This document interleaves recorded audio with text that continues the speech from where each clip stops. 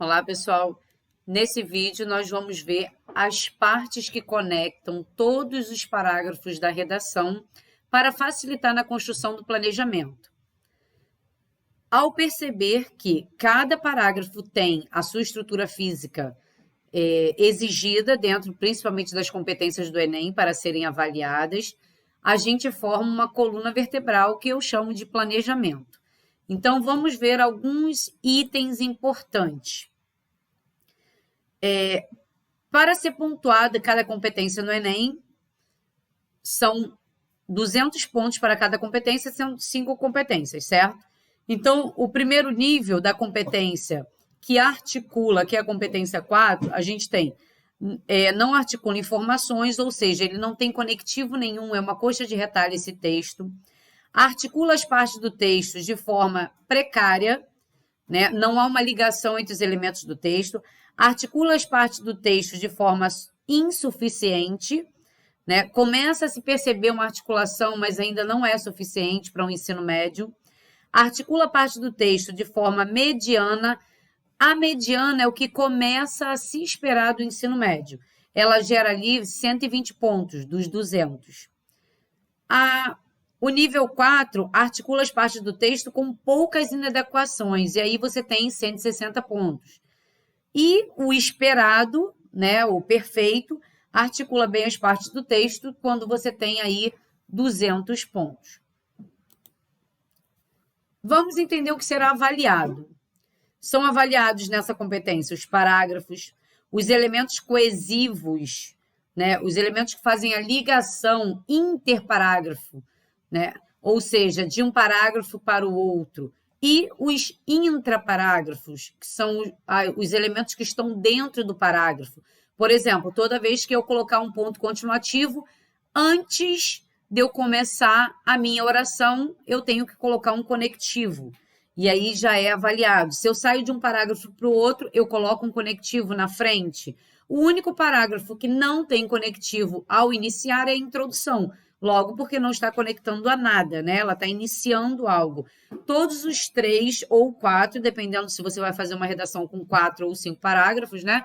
Eles têm que ter o seu início com conectivo.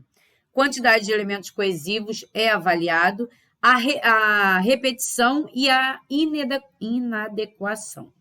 A repetição é o grande problema do aluno do ensino médio. Por quê? A questão dos sinônimos entre os elementos de coesão.